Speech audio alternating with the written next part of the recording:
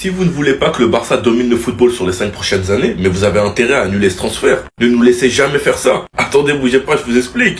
Deco a entamé des négociations pour faire venir Gyökeres à Barcelone. Le joueur a un accord avec le Sporting pour le laisser quitter le club pour environ 60-70 millions. Le Barça veut inclure des joueurs comme Victor Roque ou Trincao pour un éventuel échange. Mais les gars, on veut de cette fumée, on kiffe.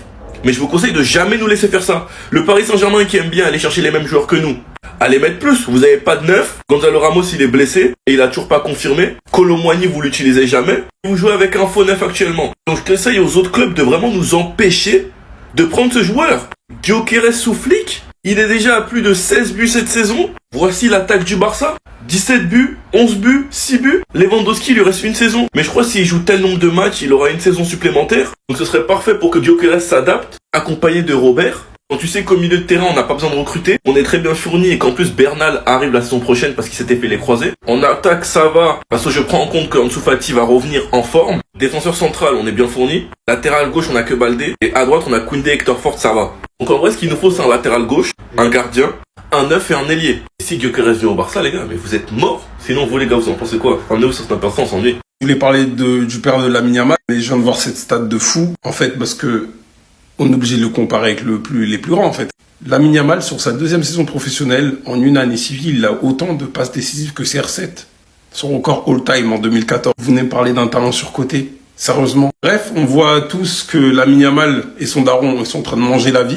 Mais son père le mérite. Il calcule son père, en fait, il l'a eu à 15 ans. Je pense que c'était pas quelque chose de prévu, parce qu'à la base, il est venu en Espagne pour avoir une meilleure vie que ce qu'il a eu là où il était avant. Vous connaissez les darons comme ça. Ils sont là. Il y en a, ils ont leur 7 places, ils nous accompagnent partout à tous les tournois. Il l'a pas mis en avant. Il le faisait par amour. Moi, dans tout ça, ce qui me rassure, c'est que comme lui l'a dit Zlatan dans son interview, ton enfant, quand il devient aussi fort que Lamine Yamal, tu sais que tu vas gagner de l'argent. Mais Dieu merci, à la différence des parents de Mbappé, il est resté à sa place. Il n'a pas cherché à devenir agent ou je ne sais quoi, avocat ou je sais pas quoi. Il veut juste que son fils soit heureux et joue au foot. Ils l'ont compris, même avec sa mère. Ils incluent même sa maman dedans, elle aussi. Voilà, rôle de parent, vous savourez pour votre enfant, vous mangez la vie. En plus, vous êtes sain dans la famille, donc c'est carré. Donc tout ce qui lui arrive, il mérite. Et il mérite encore plus parce qu'il n'agit pas de manière toxique, lui et sa famille, dans la carrière de Lamine Yamal. Donc continue de manger la vie. Tu mérites. D'ailleurs, Flick, c'est pas parce que tu vois poser comme ça au studio qu'il te menace. Hein. Tu peux sortir des fois Lamine Yamal de temps en temps, à la fin des matchs. Merci. En dehors de cette saison, les gars, pour moi, le Barça a toujours eu un effectif de qualité. Laissez-moi vous parler de tout ça. Avant ça, frère, n'hésite pas à t'abonner. Les gars, quand on regarde bien, en dehors même de Casado, Lamine Yamal, Koubarsi, qui sont arrivés seulement cette année. En dehors de tout cela, les gars, quand on regarde l'effectif du Barça, je trouve vraiment que c'est minimum du top 5.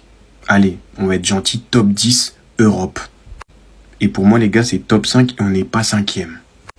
Parce que déjà, en termes de milieu de terrain, je trouve que comparé à l'Europe, on est dans les top équipes qui ont un milieu de terrain fourni de fou. T'as un Pedri, là actuellement, qui est monstrueux, mais même si on parle des autres années avant ses blessures, etc., il nous a toujours montré un potentiel de fou. On a un De Jong, tout le monde sait, le De Jong de l'Ajax, le De Jong du Barça quand on a gagné la Ligue, etc., comment il portait le Barça à un moment donné.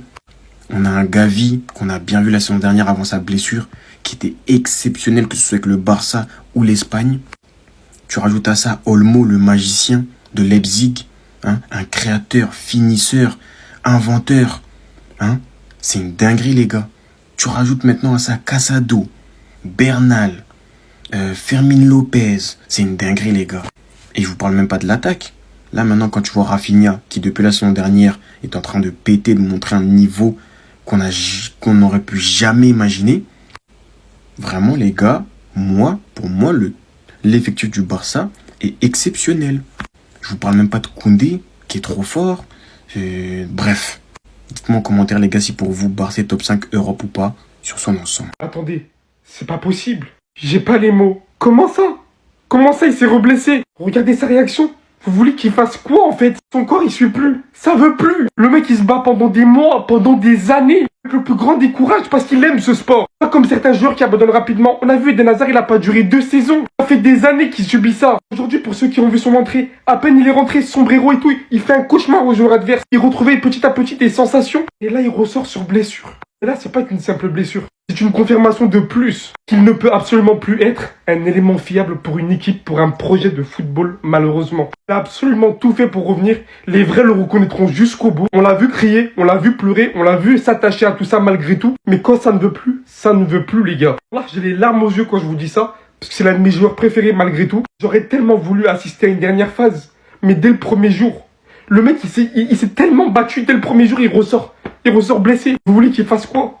Là, vous vous rendez pas compte à quel point c'est la fin d'une icône de ce sport, les gars. J'espère tellement me tromper, mais comment ne pas repenser à une rechute directement après ce qu'il a traversé? Les gars, comment vous pouvez m'expliquer qu'on est passé de ça, 18% de chance de gagner la Liga, à 55%? Non, c'est drôle. Franchement, moi, les gars, ça me fait rire. Parce que nous avons trop été enterrés en début de saison. J'avais cru comprendre qu'on devait se battre pour la deuxième place avec l'Atlético parce que l'Atlético faisait un meilleur mercato que nous. C'est ce que j'avais cru comprendre, les gars. Ça avait donné 15% de chance à Lewandowski de gagner le Pichichi. Comme si Lewandowski c'était un petit peu. Comme s'il avait jamais gagné le Pichichi. La conclusion, c'est que Robert Lewandowski a 17 buts et il a 14 en Liga si je dis pas de bêtises. Et si je dis pas de conneries, le deuxième il a 7. Il met 7 buts d'écart avec le deuxième. On a raflé les 3 titres du mois. Les 3, c'est un joueur barcelonais qui l'a pris. Ma vraie question, les gars, c'est quand on regarde notre effectif, comment on a pu être autant enterré? Et là, maintenant, les gens font les choquer de notre effectif. Alors qu'il a pas bougé, il a même régressé. On a juste récupéré des blessés. Vous doutez encore d'une des plus grandes forces du Barça qu'est la Masia, avec Casado qui choque tout le monde. Vous avez douté d'un des meilleurs joueurs du monde, Lamine Yamal, comme si vous avez pas assez montré durant cet Euro. Vous avez douté de Robert Lewandowski Souflik. Le pire, c'est que j'avais aussi des petits doutes. Mais l'été, j'avais quand même dit, ah, Robert Souflik, Bellec, mais qu'il a quand même intérêt à performer. Et il m'a même étonné. Et le pire, les gars, sur qui vous avez le plus douté, c'est ce monsieur-là. C'est quand la dernière fois que le Barça a pas eu un grand coach? Remontez en arrière. Le Barça de ces dernières années était un Barça en reconstruction, avec un Xavi qui est venu poser les bases, Flick, grand coach, expérience palmarès, et tout simplement en train de conclure. Enfin bref, sinon vous les gars, vous en pensez quoi? Arnaud, sur cet instant, on s'ennuie. Non, je refuse d'y croire, pas lui, pas Neymar. On a connu Neymar Prime, Neymar Calvici, mais non. Neymar, je t'aime, on t'aime, hein.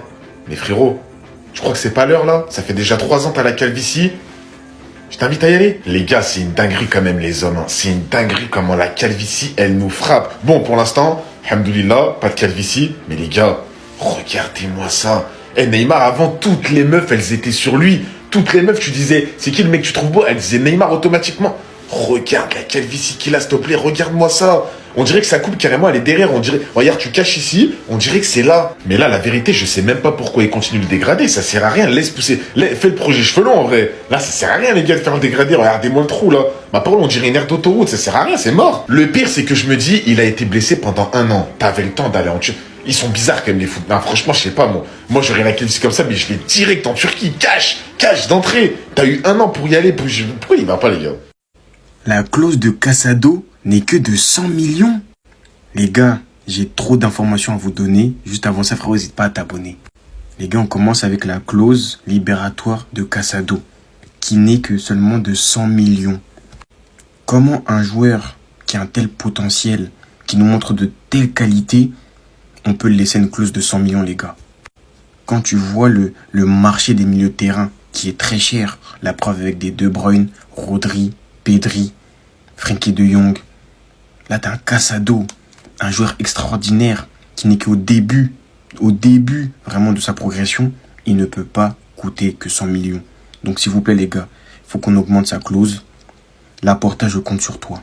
Ensuite, autre info, Luis de la Fuente compte sur Marc Casado pour la prochaine trêve internationale. Lui, les gars, comme vous le savez, c'est notre bête noire. Il est là pour abattre notre équipe. D'accord? Là, il va nous prendre Olmo, Pedri, Gavi, Baldé, y a qui d'autre également? Lamine Yamal. Il va nous les tuer avant les matchs importants de janvier, etc.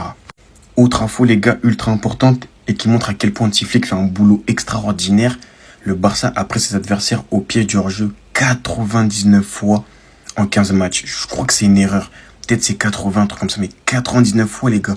C'est beaucoup trop. C'est une dinguerie comment ça fonctionne très bien. Et on termine avec la stat la plus folle. 50 buts en 15 matchs. Je crois que les stats aussi sont... Je crois que c'est faux, c'est pas possible, les gars. Vous savez, c'est quoi 50 buts? 50 buts, c'est une folie. Bref, sur ce frérot, on s'attrape. Casado qui pourrait être appelé avec la sélection espagnole. Attendez, bougez pas, je vous explique. Casado sera probablement convoqué en équipe d'Espagne pour ses prochains matchs de la Ligue des Nations contre la Suisse et le Danemark. Donc l'Espagne pourra appeler 5 milieux du Barça. Pedri, Olmo, Casado, Gavi, Fermin. Et les gars, vous savez très bien que je suis un complotiste. Les dernières années où l'équipe d'Espagne était principalement constituée de joueurs du Barça, je vais pas tirer de conclusion trop vite, mais en tout cas, Lamine Yamal, Pedri, Casado, Fermin, Olmo, Cubarsí, ça fait beaucoup quand même, mais c'est totalement mérité pour Casado qui fait un début de saison monstrueux. Casado qui commençait à se faire trop vieux pour le Barça B. Flick a vu quelque chose en lui, il a fait monter en équipe première. Et le poteau, il te dirige le mitard comme un tarbin, frère. C'est son milieu de terrain, c'est grave ce qu'il fait. Et hier, j'ai fait une vidéo sur Casado en disant qu'il va être dur à bouger parce qu'il fait un gros début de saison. Beaucoup de personnes sont venues s'en prendre à moi dans mes commentaires en disant que j'étais ingrat envers De Jong, alors que dans cette même vidéo, j'expliquais que j'espère qu'il nous réserve un gros sort en Ligue des Champions. Son entrée contre le Bayern ou le Real, c'est game changer. Mais bon, j'ai l'impression que vous écoutez 5 secondes de vidéo et que vous venez raconter vos vies dans mes commentaires. J'explique juste que Casado est très fort et que ça va être dur de le bouger, c'est tout. Enfin bref, sinon vous les gars, vous en pensez quoi? Enfin, nous sur Snap Instant, on s'ennuie. Wallah, Neymar, tu dois prendre ta retraite. C'est bon, frérot, lâche ça. Force à toi, je te blâme pas. Mais les gars, il est encore sorti sur blessure. Entré en jeu avec El Hilal, Neymar est sorti sur une blessure musculaire au niveau de la cuisse. C'est trop. Mesquine, Wallah, force à toi. T'as beau faire le meilleur travail possible physiquement, t'as beau t'entraîner comme un fou, ton corps, il veut plus jouer au foot. Il veut plus. Ça y est, moi, les gens, ils étaient hype par ton retour. Mais moi, j'étais pas hype, frérot. Je savais ce que ça allait donner. Et regardez encore une fois une nouvelle blessure. Pourtant, il a eu des préparations physiques, hein. Mais qu'est-ce que vous voulez que je vous dise? Et vous savez quoi? Ça va être la même chose pour Paul Pogba. Les gens, ils sont hype du retour de Paul Pogba. Hype de quoi, les gars? Il va revenir sur le terrain, vous allez me dire, ouais, t'es pessimiste, tu portes l'œil. Il va revenir sur le terrain, Pogba, il va se reblesser, fin de carrière, voilà. Ça y est, les gars, changez de chapitre, faut tourner la page. Faut arrêter de forcer avec les anciens joueurs à leur prime, ok? Les gars, on retrouvera plus ces joueurs-là. Physiquement, ils ne tiennent plus. C'est trop. Il fait des publications Instagram, je vous promets, vous me manquez. C'est bien de manquer, oui, tu nous manques, ok? Arrête, tu vas pas retrouver ton niveau. Mais faut savoir arrêter à un moment, les gars. Oh.